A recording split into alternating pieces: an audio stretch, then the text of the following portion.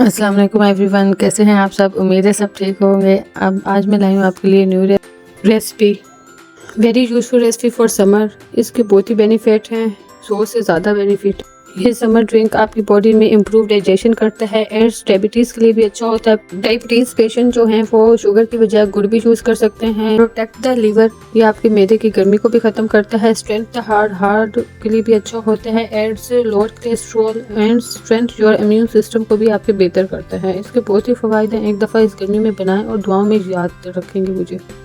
चले आए recipe start करते हैं। आलू बुखारा लिए मैंने 1 पाव और इमली ली उससे कम आधा पाव। इन दोनों चीज़ों को आपने 1-2 घंटे के लिए पानी में भिगो के रख देना है। जैसे ही ये नरम हो जाएंगे आपने एक ही सॉस पैन लेना है, उसमें वो सारा गूदा और पल्प सारा कुछ डाल देना और साथ ही 1 लीटर पानी ऐड कर देना।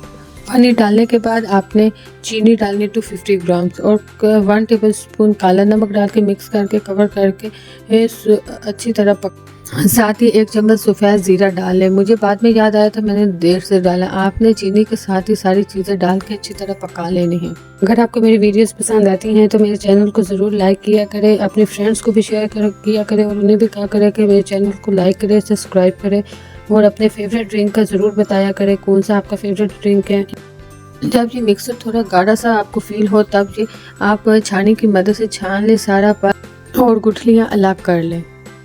जब ये सारी गुठलियाँ अलग हो जाए अच्छी तरह इसके ऊपर 1 गिलास पानी डालें और अच्छी तरह इसका रस निकाल लें। इमली और आलू बुखारे का शरबत का जो पानी है इसे एक दफ़ा दोबारा पैन में डालें और 15 मिनट तक अच्छी तरह पकाएं जब तक ज़्यादा थिक ना हो जाए।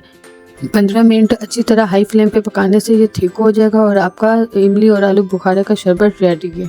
बहुत ही मज़ेदार और हाज़मेदार बनता है। आपके घर गेस्ट आए कोल्ड ड्रिंक से बहुत ही बेहतर है इमली और आलू बुखारे का शरबत। एक दफ़ा ट्राई करें और दुआओं में याद रखेंगे।